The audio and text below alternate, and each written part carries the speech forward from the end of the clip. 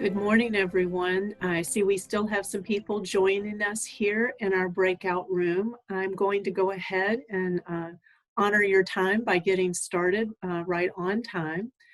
I'd like to introduce myself. I'm Karen Warner. I will be your moderator for this session, and I will be monitoring the chat for any questions, comments during the session. So I'm here to help you.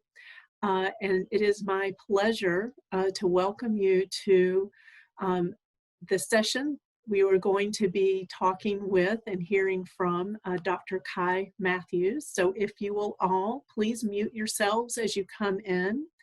And I suggest, so that you can see Dr. Matthews more easily, up in your screen, you will see where you can click to put the screen in speaker view. And right now you can probably see a gold box around where I am speaking. And so that if you're in speaker view, it'll make it easier for you to follow Dr. Matthews in this virtual breakout session. And I appreciate you all being here.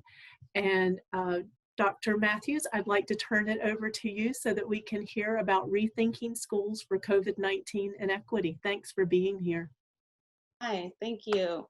Hi, I'm Kai Matthews. I am currently the MTSS director at the Center for the Transformation of Schools at UCLA. So it's interesting that Pedro was the keynote. He is my boss. We work together at the center. But I didn't realize how great of a segment his presentation would be into mine. I didn't know what he was going to be presenting on. But I think what this presentation can offer is maybe a little bit more detail on the how-to. I saw a lot of questions in the presentation, or questions in the chat box during his presentation about how. How do we do this? How do we prioritize? How do we think about equity and also safety, and also providing students with a great education? And so today I'm hoping, in the brief time that we have together, that we'll be able to just discuss ideas and considerations for how to go about doing all of those things. And so I wanted to start off with a quote, which I think explains our current situation. A mind that is stretched to new experiences, by new experiences, can never go back to its old dimensions. And I think it's safe to say that given our current environment with COVID and with the current social uprising to address systemic racism, we are experiencing some new things that we have not experienced before. And so we should be stretched. I think that one of the things that this moment says for education is that, and what these two events have made clear, is that for thousands of kids across the country, schools have long been perpetrators of racial and social inequity. And we know this to be true. Like, nothing I'm going to be saying in this presentation will be radical or something that you've never heard of before. I think it just needs to be said to reiterate about what our purpose is and why we're going and doing these things and why we're putting in new policies and practices. I think, we've heard it from our students, we've heard it from our families. It's been proven in the research and in the literature, and we've seen it time and time again across all of our data, right? Racial disparities in graduation rates, and discipline, and math scores, reading scores, access to high-level courses, the list goes on. And we've tried individual policies and practices or pedagogies, but we knew the whole time we knew that this was a systemic issue, right? And at its core, K12 has never adequately served all students. And so that's why I love that our speakers have been talking about, Ed started yesterday about like using this opportunity that COVID is presenting, right? To go from this crisis phase to an adaptation phase and into this new opportunity phase. And it's forcing us to have a conversation that even 5 months ago, we would have thought impossible, which is how can we redesign and reimagine schools from the ground up because literally everything's kind of been thrown out the window. And with this opportunity, why would we ever go back to normal, knowing that this system lacked ingenuity, that it has been virtually left untouched for decades, and that it's the system that continuously pushes kids to the margins, right? And so we don't want to go back to normal. We want to go back to better. And even if we do want to go back to normal, COVID is saying, no, you cannot do that. Things have to change. You're going to have to change the way you work, the way you operate. And so how do we do this? First, I want to start off, it starts with recognizing that we are the architects. The people who are at the school sites are the architects of a student's educational experience. And I get it, and I know that schools sit within districts, and districts sits within county offices, and county offices sit within states. But in all honesty, the people at the school site have a whole lot of control in how a student receives their education. We control the master schedule, the teacher assignments, the course offerings, the student placement, the pedagogical practices, the curriculum, the extracurricular programs, the interpersonal relationships, and the social emotional environment that all comprises a student's educational experience. That's a whole lot of power. We have more power than we think to make significant changes at our school sites. And so what I'm going to be talking about today, and what we're going to be tossing around, I guess, are some ideas of how to use this power that we have to build more equitable schools, the power that is within our hands at the school site. And what I will need from everyone who's joining this presentation is just to have an open mind and be flexible. COVID is forcing us to do this, but also what could be possible if we just tore the whole thing down and started it anew, right? And instead of automatically dismissing maybe some of the considerations, think instead of this can never happen, is how could I make this happen? If this was going to be an approach or a goal that I geared towards or that I move towards, how could I make it work? What things need to be in place? Who do I need to discuss it with? Can I bring it back to my team? Can I mull it over? Don't disregard, though, the possibility and the opportunity for us to all be doing better. Okay.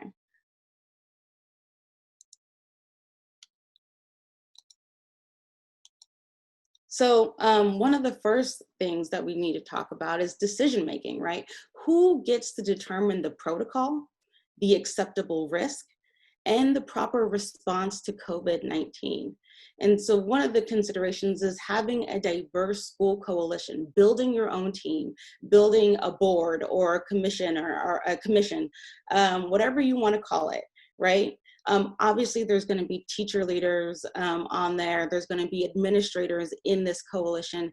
But one of the stakeholders that you need to have at the table, and Pedro mentioned it, but I think it's not just talk to parents, but have them involved, right? Parents now more than ever are aware and engaged in what's happening with their child's education. Taking the, COVID made them very aware and present in what's happening with their child, what it requires for their child to learn. And so I want us to leverage this moment in time where we have this parent engagement and strive for just to be going beyond engagement and going to parent involvement instead, okay? And I don't know if someone's mic might not be on mute, if we can mute that, thank you. Yeah, so going beyond parent engagement, really striving for parent involvement. And it's not just any parents, right? We want to make sure that we're getting the parents that are furthest from this opportunity to have quality education. And I think, when we're thinking about parent involvement, the people who are going to be directly impacted by school response, how a school decides to respond to COVID-19, to an outbreak, to new protocols in the school, to change structures, those are parents. Parents are going to be directly impacted by any of these decisions that we try. So the truth of the matter is we cannot expect to redistribute power responsibility and not redistribute some of that decision-making power as well. Parents don't just need their voices to be heard, they need a seat at the decision-making table, because whatever the school decides and whatever response they decide to take will directly be impacting students or be impacting parents, right? And again, we don't want just any parents, we also want to make sure that we're including the parents that are on the margins. These are the parents that will be the most impacted if a school shuts down, having to take off work, having to find childcare, having the time to support their student, getting online, doing the work. And so to adequately think about and imagine what might the barriers be to prevent a student from gaining or being able to have access to quality education, you need to have the parents who are the furthest away from that opportunity at the table, contributing their stories, their ideas, their suggestions, so that the decisions that are made and the considerations that are made moving forward highlight their needs. Right? And you might be thinking, well, how do we do that, right? Like these might be parents that you've never gotten to come to a school event before, they've been out of touch. Again, with what's happening in the world, parents are more engaged with what's happening with their child. They might be more willing to participate, but also if you want to get an outcome that you've never had, you have to do something that you've never done, right? And so, which means that do some home visits. Go directly to those neighborhoods where you know those parents live and post flyers for this coalition. Make sure that it's in the native language of those parents in their home communities. Start up a calling campaign, post it on all of your social media, make videos, do the things that you don't normally do to go above and beyond to connect with these parents, to make sure that they are involved in this decision-making process. And I think that their voices at the table will help you think of ideas that you might not have thought about yourself, barriers that you might not have thought about that were barriers that these parents can bring up. In addition to parents, you want to have counselor and nurse involvement. And when I say counselor, yes, I do mean the ones that do the student schedules and change classes, because scheduling will be important, but also counselors that strictly focus on the social, emotional, and the mental health of your students. Knowing how these different structures will impact students' mental and social emotional health is important in considering what structures we need to take up, what policies we need to change. Nurse involvement also obviously will give you help and suggestions and considerations for the physical health and safety of your child, things that you need to consider in terms of how many times a day do we need to wipe down a classroom? Do the kids need to be, their temperatures need to be checked every day? Is it in the morning? Is it in the afternoon? These are practical questions that having a health professional on your team or in that coalition could provide. And so not every school, I get it, has a full-time counselor or even a full-time nurse. And so this is where maybe partnering with local health clinics or health institutions that are in the area to volunteer their time or to build more capacity between the school and the community. There might be options for you to partner with local health clinics. And then also setting up a quick response communication system. The quick response communication system is anything that you think would, any mode of communication that you think parents would respond to the fastest. So again, because of what's happening in our current environment, parents are more aware and more engaged in what's happening with their child's education. Maybe they might be more willing to give out cell phone numbers to be used in quick survey, emergency responses. If you need to shout out to all parents really quick that there's a sick child and schools are closing and you need to come pick up your child. These are tools that parents might be more willing to adopt and utilize in communicating with the school because of our current circumstances. And so do a poll and see what might be the best way to communicate with your parents. If it's through text messaging, if it's through email, if it's through sending something out, communications on your social media. And if you don't have social media as a school, you should be using social media. That should be another point that I'm making. And then also virtual town halls, much like in the forum that we're doing today. It could be live where you're taking questions from parents that they have about reopening schools, taking in their feedback, their considerations, having these sessions videotaped, again, posting it on your school website, posting it to your social media, making sure that parents are involved, they know what's going on. For a lot of parents, they are just in the dark right now. They don't know what's happening. They don't know how their kids are going to come back. They don't know if their kids are going to have the same schedule. They don't know if it's going to interfere with their work.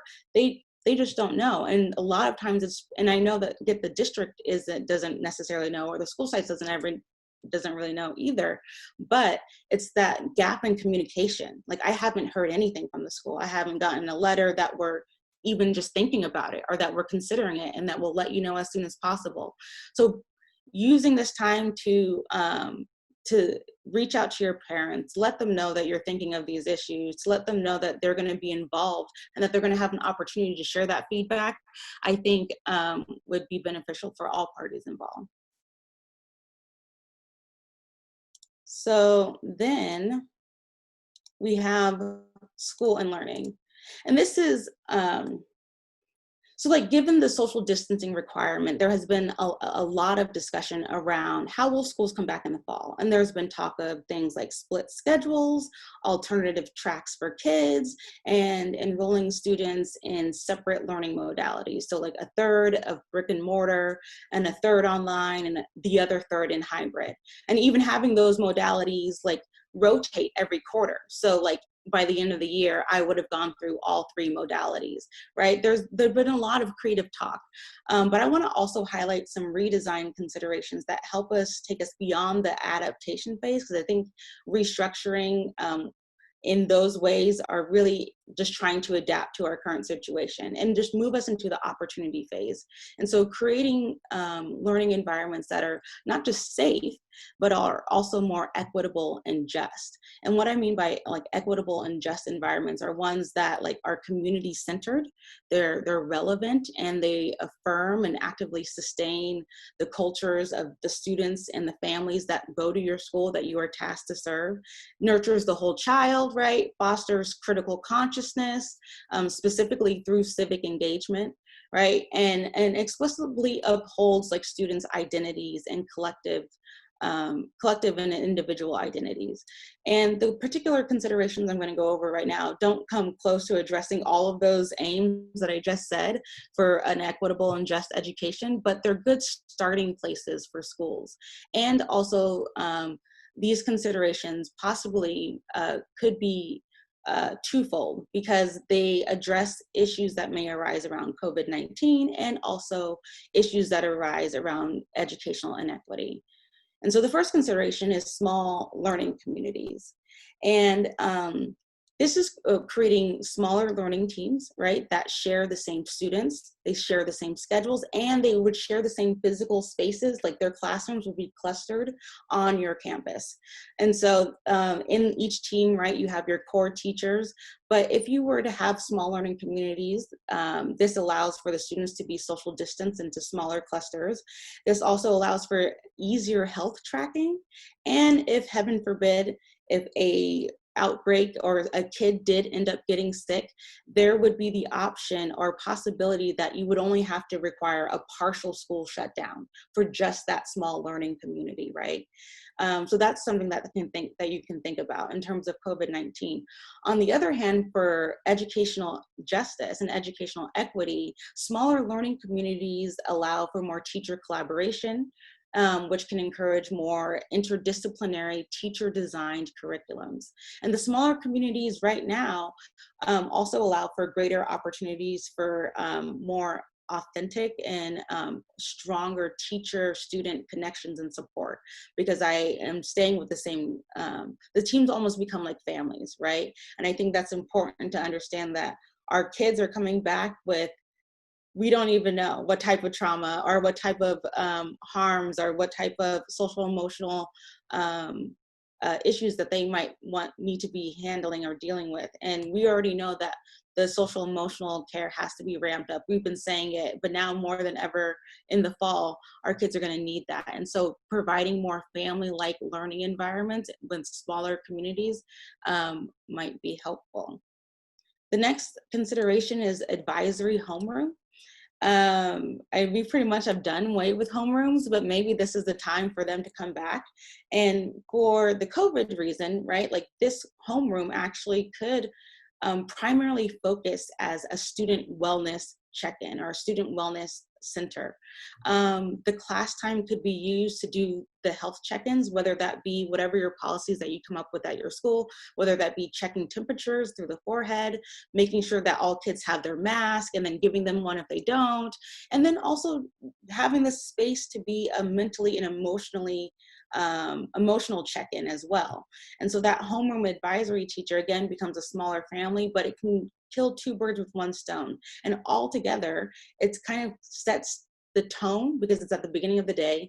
You want to do these health checks at the beginning of the day. It embeds your SEL. It embeds the need for checking children to make sure that they're physically healthy to continue into the broader school population. But it also helps set the tone and helps set up the culture for the school and provide students with an environment where there's a caring adult that is solely focused on their well-being, not academics, just solely that would be the entire class is student wellness. And so using advisory and homerooms for that before for student wellness. Then project-based learning, PBL and UDL stand for project-based learning and universal design for learning. And so PBL and UDL are pedagogical practices that are flexible enough to be carried out with fidelity over any learning modality. So you can use these practices in brick and mortar just as well as you can use them in online, just as well as you can use them in hybrid. And it's the nature of these practices, the flexibility of them, that allow for the learning and the curriculum to be more community driven, culturally sustaining, and critically engaging. And this obviously is only when these practices are done right, right? So for instance, project-based learning should be inquiry-based. And it's where students are curating their own information to answer essential questions, right? And so creating something, they're producing something, they're presenting a product, a service, a concept or idea that demonstrates their answer to the essential question that the teacher has set. And so when implemented correctly, PBL challenges students to use knowledge in really relevant and critical ways, which is, what we want to do in education. This is how we provide more just and equitable learning environments, is that we have students who can critically engage in the world around them, that can participate in democracy, but also these are things that they can do on their own because it is student-centered, student-driven. And so it allows for us to use it in different modalities that can carry over from physical space, me in person, and then also you doing your own research and being embedded in the community offline. The other consideration is dual enrollment in internships, and this might be speaking really towards like middle school and high school, but dual or concurrent enrollment is where you partner with the local community college and where students can take college courses where the credits apply both to their high school diploma and their college graduation requirements. And so at a high school, doing a dual enrollment would lower the amount of students that are physically on your campus and provide more diverse and expansive learning opportunities for all students, but particularly in students who we're worried about students who are that are maybe more advanced, and that might need more advanced learning that can't be offered at our schools at this time, especially with limited, we're having limited classes. But also for kids who don't necessarily benefit from a traditional education, having them enrolled in college courses. And so this also expands your reach into the community and expands your commitment to serve the community by partnering with local schools to provide these opportunities for your students. And also provide an opportunity to have a safer, less populated campus, right? Internships work the same way. You could partner with local businesses where students can receive class credit and adult world experience at the same time. And their adult world experience and the skills that they would be learning at the internship can and should be directly tied to Common Core standards that they can fulfill for a class, right? And of course, this would require some different approvals from your district, but again, these are considerations of things of how can we ideate, how can we think outside the box to create something that is more beneficial than we have had before. How much time do I have? You're doing great. We have about 25 minutes left. Oh, okay, perfect. Okay, I'm good then. We're good. We're all in the nest then. Yes, Okay. and I'll encourage people if they would like to put questions into the chat. I am monitoring the chat, and then I'll let you know if there's a question or comment that comes up. Okay. Okay, cool. Yes, so dual enrollment internships. And then also, I've kind of been making the hint this whole time, community schooling, right? Consider becoming a community school where schools partner with local stakeholders to create more comprehensive ecosystems that are geared towards or focused on support, education, and well-being for students in the community. I know that we ask schools to do a lot. We ask them to literally solve all of society's problems, right? But we don't have to hold and shoulder that burden by ourselves. There is an entire community in which we're serving that also has resources that we can tap into. And in these times of financial unknowns, using the resources that we have around you is not only economical, but it's beneficial for also making sure that when you're connected with the community, with where your students are coming from, with the families that are embedded in these communities. And then also being able to provide then more localized and differentiated support for your particular kids, your particular students that you serve, right? I want to kind of end on this quote, and not necessarily, and we're going to be kind of discussing some things when we start talking, but when we're discussing bringing back schools, we have to be really clear about the true purpose of education, right? And Pedro said a very broad statement where it's about educating children. But I would say it's not even just about educating, right? It's not just about teaching math and proper grammar. It's to foster the next generation of a society's citizenry. Like, we are creating the next generation of citizens, right? And we want them to be able to actively participate in a democracy. We want them to have self-advocacy. We want to empower them to know that they can reach their full potential. They have value, right? And we know the power of education. I've already talked about how much power is at the school site, but in general, right, the way to change an entire culture in a single generation is by changing the way that culture educates its children. That is the quickest way. That is the quickest way to change an entire culture, is by changing the way they educate their children. And so the power of our K-12 system is unreal. And it has long had the potential to be this great equalizer, but only if we can truly acknowledge that as much as we try to remain neutral as schools, that we are microcosms of the society that we live in. And so our schools are therefore culpable of perpetrating the same societal ills, like when it comes to racism, classism, homophobia, xenophobia. We have that capacity, and we do. so like recognizing that, being intentional about like, this is how schools are sometimes created, and the structures and policies that we have sometimes reiterate these societal ills through our policies, our pedagogical practices, our structures. And the way that we have to go about acknowledging that is by actively trying to root out, right? And that starts sometimes with just looking at the data. Where do you see the most racial disparities? And what does that tell you about the structure that's tied to that data outcome, right? And the way we go about change, I love this quote, the way we go about creating change is just as important, you know, as the changes that we make. And people seem to dismiss that. Like, so the process by how we try to get equity is just as important as getting equity, right? And so that's why all of the suggestions or considerations I was making was really to make sure that the structures that you come up with as a team is really co-created with the community that this is going to impact. Everyone should have a seat at the table to make sure that we're providing just and equitable learning environments for our students.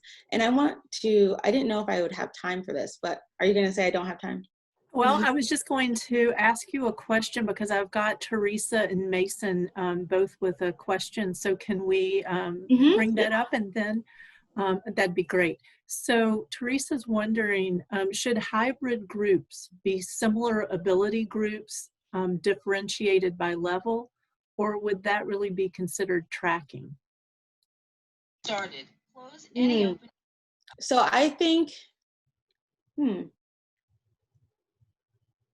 I think in this case, the hybrid groups should be, if you have specialty classes for those group of students, so I'm thinking special education classes, then yes, those should be grouped. But other groupings, I don't think is necessary, especially if you are adopting truly like a project-based learning type of pedagogical practice, where the project itself and the activity itself can automatically lend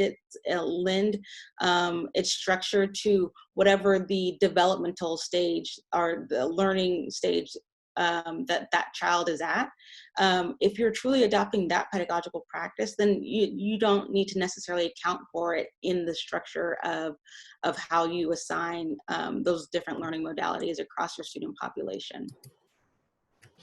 Thank you for that. And if they have any follow-up, they're welcome to put that into the chat. Just so you know, we have about 19 more minutes. Whoa. I know. I thought you said 20 minutes last time. I felt like that was only a minute.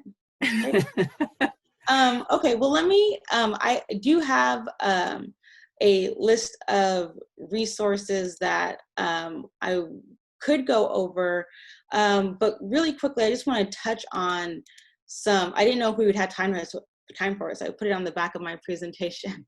But these are some of the things that the categories or the groupings of things, the segments of things when you're thinking about systems, right? When you're thinking about systems change, these are the things that need to be addressed. And so that's your policies, like looking at what policies provide the most barriers for students, what practices have shown to have disparities across different students' identities. The resource flows, like, so this is how does information, how does funding, how does information, funding, those are pretty much the two main things. How do those things flow within the system? Like, who does it go to? Who's responsible? Who gets the money? Who gets to say? Who gets decision-making capacity? Thinking about the connections and relationships that have to be different. Thinking about the power dynamics between teachers and students and the community and teachers in the community are also something that has to be considered. And then also the mental models. When we think about all of the isms, right? Like racism and sexism and abuses of power. There's a structure to it. There's a structure, and that's what the structure is what makes it systemic. That's something Bartunde Thurston used to say, is that the structure to these isms is what makes it systemic. And right now, what I'm showing you on this slide, this is the structure. So if you want to change a structure, all of these things have to be addressed in order for there actually to be transformational change. And I oftentimes use this analogy, you know, in 1865, when ratification of 13th Amendment, we have now slavery is ended, right? Like there is no more slavery. We decide as a country that we're not going to enslave people anymore, that we're not going to treat them like animals, that we're not going to put them in cages. And so we decided that the practice was going to change. So we decided to get rid of the practice, right? But we do nothing else to change policy, to change the way that the resources flow, like funding flow, how jobs are offered, how loans are given, any of that. We don't change that. We don't change the relationship between the formerly enslaved and slave owners. We don't change the power dynamics between them. And we don't change the mental models that the people in the system hold. And so what happens, right? We get rid of slavery, but the only thing that that system can continue to produce is 100 more years of Jim Crow, right? Which discrimination policies and practices, it's the same thing. It's where it's discriminating people's rights based on the color of their skin. But nothing has really changed, right? We changed the practice, but we do nothing to talk about these other dynamics that are at play. And when we do nothing to address that, then the system can only repeat itself. It can only just produce more of the same by a different name. And like a policy that could have been implemented, right, that would have addressed maybe some more of these other things were reparations, right? And so this is how we need to look at systems. Like we need to change not only the practice, we need to change the foundational policy, because reparations would have given you land. Having land would have allowed you to vote, which would have changed your power dynamics. You have voting power to actually change laws, which would have then changed relationships and connections. All of this is related. All of this is tied. And so when we only think about changing one thing, one part of the system, it doesn't work. It doesn't work. It has to be whole scale. And so when you go back to your teams, I want you to think about when you're making these changes to your systems and to your school sites, we're changing a practice. What else is tied to that practice to help that succeed? Because too often we're picking up practices and then a year later we're discarding them because we're like, that didn't work, because none of these other things were addressed, right? And so I want to, here is the, let me go back. Here are some resources that should be on the document that's attached for this presentation, so you should have access to them. But the Bell framework is a really fascinating document because it really drills down into what you could be doing in terms of building school sites that are more equitable and also address COVID-19 concerns. And it looks at specifically how school sites can combat and address systemic racism. And so this is, it breaks it down into 4 different sections that involve schools. So teaching and learning, system-wide structures, families and communities, and district and state policies. And it goes deeper, more deeper into the considerations that I've just presented in this workshop. Also, for more practical questions, the NJ Spotlight did this op-ed with the superintendent asking, what are the questions that we should be asking ourselves as leaders and leadership teams about starting in the fall? And these are all the questions that you might be asking, and some questions that you haven't maybe thought to ask. Everything from, will modifications be made to teacher schedules? Will there be modifications to the school day? How will instructors manage like bio breaks? It goes through a lot of different things. That how will we do band differently? If you have band, if you're a high school, how will we do those sports? How are sports coming back? Do we have to wipe down the stadiums every time they practice? Like, well, these are some questions that schools need to be asking themselves, and maybe good starting points for to start having those conversations. And so that's that. The PBL Works link is really focusing on how to do project-based learning. Again, as I mentioned, doing project-based learning is great because it not only is flexible enough to be carried out over various learning modalities, but also it breaks down some of the teacher-centered pedagogy and curriculum that we tend to get in the standardized classroom, and allows it to be more student-driven, allows for more creativity, allows for more civic engagement. These are all 21st century skills that we desperately need to have our students in the next generation possess. And so I think looking at PBL as a viable solution and as a viable tool for coming back in the fall is worthwhile. And then community schooling. This is a great site. It's the Coalition for Community Schools. It gives information on how to even start the process. Like, how I want to become a community school. You already sit in a community. You already have community members embedded into the school site that work at the school site, that are a part of the school site. But becoming a community school, what does that actually mean? And so this is a great resource to go on to see what are the steps necessary. Who do I partner with? Who do I reach out with first? Is this a district-wide thing? Is it just me as a separate school? Can I do this individually? The answer to both those questions is yes. You can do it as an individual school, and you can do it as a district-wide, where all of the schools in the district are partnering with the same local entities. But there are resources on this website to help you start thinking about if this is something that we want to do and this is something that we need to do. I would suggest it is something that we need to do.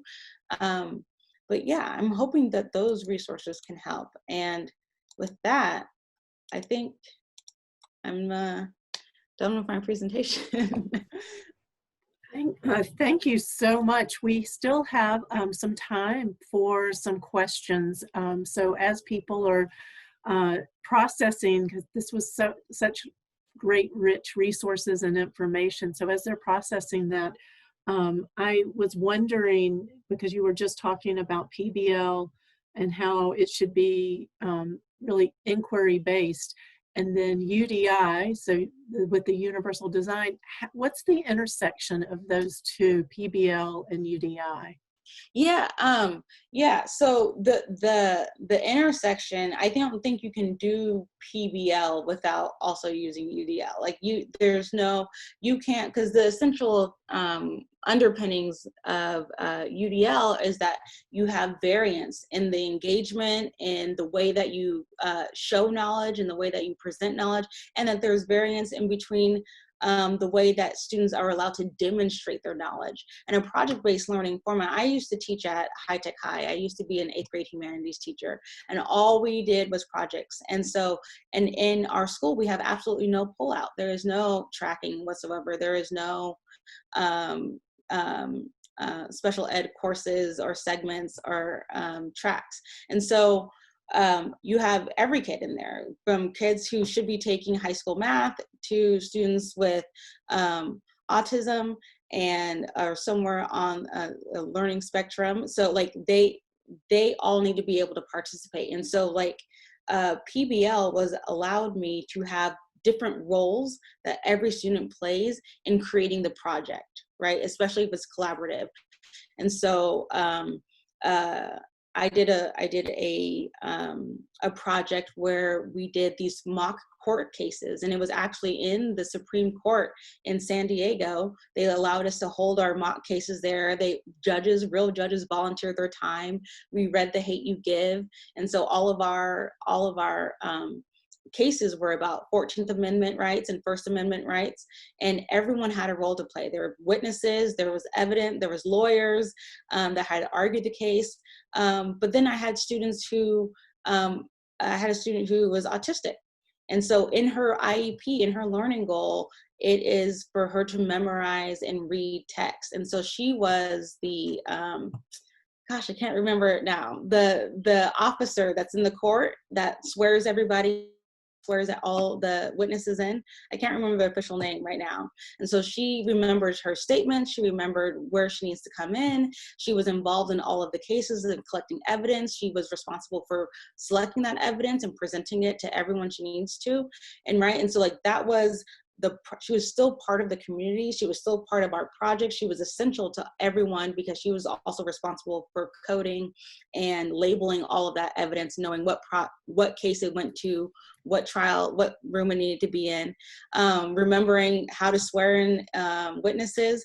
But that was a project that she was a part of, right? And so with PBL, there is variance and opportunity and flexibility in what students do and how they present the knowledge that we're trying to have them learn, how they demonstrate that they've learned that knowledge. And so the two are tied together. So to build on that, someone, Kay Humphreys, was asking, what's a good entry point? So if it's a school, they're not currently doing PBL, what would be a first step or an entry point for them? Yes, I would start with smaller projects. Again, you know, I'm used to, if you know anything about High Tech High, it's these big, that was a semester-long project that so it was long, but I would start with like 2-week projects and starting with an essential question that ties your subject matter, what you want them to learn, to an outside problem, to a problem that's actually existing in the world, right? And this will set you up for them to be more integrated and civic minded, right? And so if I'm trying to teach how fractions, why not also talk about what is the long-term financial implications of COVID? Would be an essential question. Essential questions are usually questions you can't answer. Like there's no simple answer. It's not Googleable, right? That's not a word, but it is now. Word. It is now. But how do I tie what I want them to learn and to an outside problem that could be solved using that knowledge? And that's the starting point. And what you want them to show is you want them to present their knowledge in a way that is creative. So they're either coming up or designing or presenting a new concept or idea that's like base level, right? They're giving a presentation, or they're creating something. They're coming up with a strategy to or a product that will help solve that problem, right? I think one of our when we're talking about COVID and the current climate of where we are now, we want more problem solvers. Don't we wish we had better problem solvers, right? Current climate, like and again, when we're thinking about our responsibility, we're nurturing and fostering the next generation of our society's citizens. We want them to be good problem solvers. So how can I take the knowledge that I'm learning in class? And that's going to take teachers to know, what am I teaching and how does it apply outside? How is it relevant outside? How is this going to, because I would argue that if it's not relevant, if you cannot tie it directly to what's happening in the world around us, then I would suggest not teaching it. I would just suggest not. I would question whether or not you are actually providing an education to students, right? And so that is where we can start breaking down these walls that we've kind of falsely set up about what education is, what it can be, and what it should be. Thank you for that. We have about 3 minutes, and I have a couple of more questions that I'd like to bring to you. One is, could you elaborate a little more about family-like learning communities? They're wondering, how can schools begin the process of becoming more family-like? Yeah, and I would say the smaller that you get, start small. Always start small, right? The more intimate that setting can be with the smaller learning communities, automatically means that I have, as a teacher, right, one of the benefits, and I know I like sing High Tech High's praises or something, but like when I was a teacher at High Tech High, we had smaller learning communities. And so I would have less students versus when I was teaching in a different school, I had 175. 175 students I would see a day, right? And that's not a real intimate family setting. It's, you know, that's like the size of a small wedding or like a big wedding, actually. So if we can make those interactions less, right? Like quality versus quantity, if we can make those interactions that students have to engage with at school smaller, but more meaningful, more deeper, then I think that's the start of then building family-like communities at school. And then once that's successful, you can really, with the homeroom and advisory, and our homeroom and advisories, we would, and this is not for COVID-19 era though, but we would pair up with different advisories every other week, and we would have competitions. So like, you know, my class would do hangman versus that class, right? Or we would play Scrabble, or we would do some type of team competition. So we would bring in another advisory class into our space, and then we would go over to their space, and it would be a fun little time that we'd have for those 20 minutes in the beginning of the day. And that would build that would continue to expand our community and our family environment. I want to thank you so much, Dr. Matthews. I see in the chat people are thanking you and saying how excited and how much they appreciate and inspired they are by what you've said. So I want you to know that it's very much appreciated. Thank you all, and good luck. Yes. Thank you. Thank you, everyone.